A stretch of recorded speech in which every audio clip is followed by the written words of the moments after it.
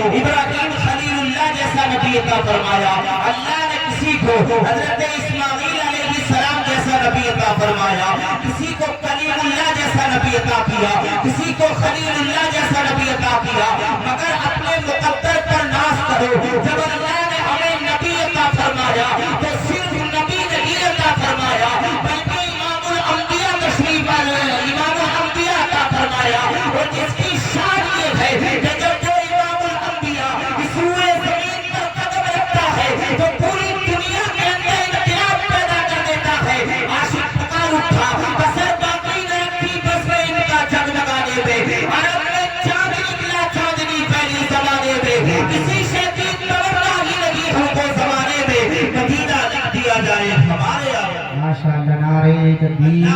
نعرہ رسالت، مسلکی اعلیٰ حضرت، ماشاءاللہ ماشاءاللہ، کہ جس کا کوئی جواب نہیں، وہ ہر عالم کی رحمت ہے، کسی عالم میں رہ جاتے،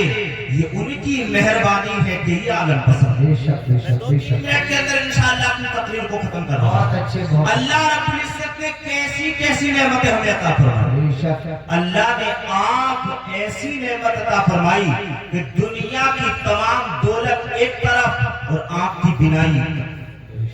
اللہ نے کان ایسی نعمت عطا فرمائی کہ دنیا کے تمام خزانے ایک پلے میں رکھو اور قوت سماعت ایک پلے میں رکھو تو اللہ کی اس نعمت کا بدل نہیں۔ اللہ نے ہاتھ اور پیر ایسی نعمت ہمیں عطا کی کہ دنیا کی کوئی طاقت، دنیا کی کوئی دولت ان کا مقابلہ نہیں کر سکتی۔ بے شک، ورنہ ان لوگوں سے پوچھو جن کے پاس آنکھ تو ہے مگر بینائی نہیں، جن کے پاس کان تو ہے مگر قوت سماعت نہیں، جن کے پاس ہاتھ تو ہے مگر حرکت نہیں کرتے، جن کے پاس پیر تو ہے مگر معذور ہیں، ان سے پوچھو ہاتھوں کی اہمیت، ان سے پوچھو پیروں کی اہمیت، ان سے پوچھو کانوں کی اہمیت، ان سے پوچھو آنکھوں کی اہمیت۔ مگر یاد رکھو مسلمانوں، اللہ نے ہمیں آنکھ عطا فرمائی مگر احسان نہیں جتایا۔ اے بندے، ہم آنکھ عطا کر رہے ہیں، تجھ پر احسان کر رہے ہیں، قدرت نہیں فرما رہی ہے۔ اللہ نے کان عطا فرمائے مگر احسان نہیں جتایا۔ اللہ نے اللہ اکبر ہاتھ اور پیر جیسی نعمت عطا فرمائی مگر احسان نہیں جتایا۔ مگر جب 12 ربیع النور کو اللہ نے اپنے محبوب کو پیدا فرمایا تو اللہ کا قرآن پکار اٹھا، لقد من اللہ علی المؤمنین اذ بعث فیہم رسولا۔ اے بندو، تم پر احسان کیا جا رہا ہے اس لیے کہ تم کو اپنا حبیب کیا جا رہا ہے۔ نعرہ تکبیر، نعرہ رسالت، مسلکی اعلیٰ حضرت، فیضان اعلیٰ حضرت حضرت علامہ مفتی مجاہد الاسلام صاحب قبلہ۔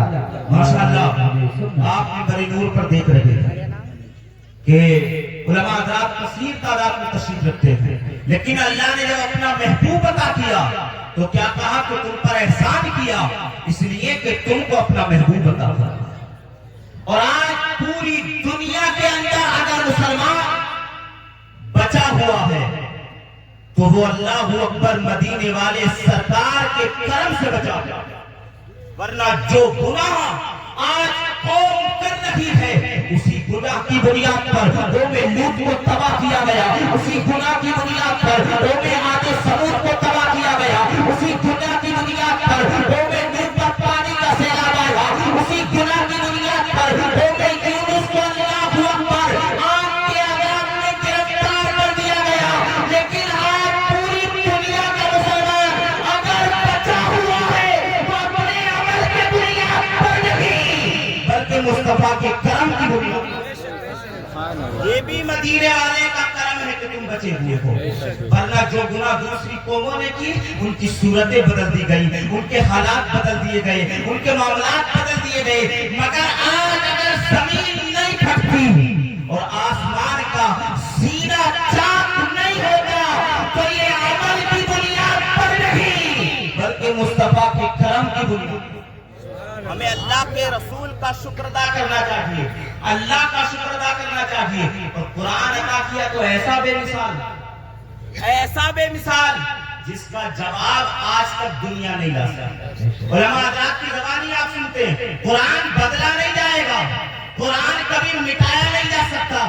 یہ یوں ہی ہوا میں تیر نہیں چلاتے، اس لیے کہتے ہیں کہ اس کی حفاظت کی ذمہ داری کسی دنیا دار نے نہیں لی ہے، بلکہ اللہ فرماتا ہے اِنَّا نَحْنُ نَزَّلْنَا الذِّکْرَ وَإِنَّا لَهُ لَحَافِظُونَ، ہم ہی نے اس کو نازل فرمایا اور ہم ہی اس کی حفاظت کرنے والے ہیں۔ کیوں نہیں مٹے گا؟ آخری بات بتا کر کے رخصت ہو رہا ہوں، اس لیے کہ قرآن کاغذ پر ہوتا تو مٹا دیا جاتا، قرآن اوراق پر ہوتا تو مٹا دیا جاتا، قرآن لوگوں پر ہوتا تو مٹا دیا جاتا، قرآن اللہ اکبر پہاڑ پر ہوتا مٹا دیا جاتا، قرآن اللہ اکبر تختوں پر ہوتا مٹا دیا جاتا، مگر اللہ نے قرآن کی حفاظت کے لیے مومنوں کے سینوں کا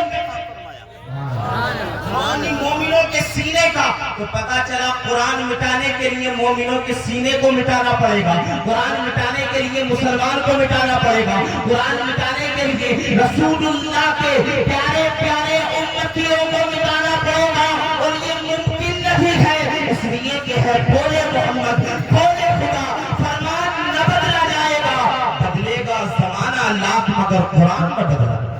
بدلے گا زمانہ لاکھ مگر قرآن نہ بدلا جائے گا۔ میں نے بولنے میں کوئی غلطی کی ہو اللہ معاف فرمائے، اللہ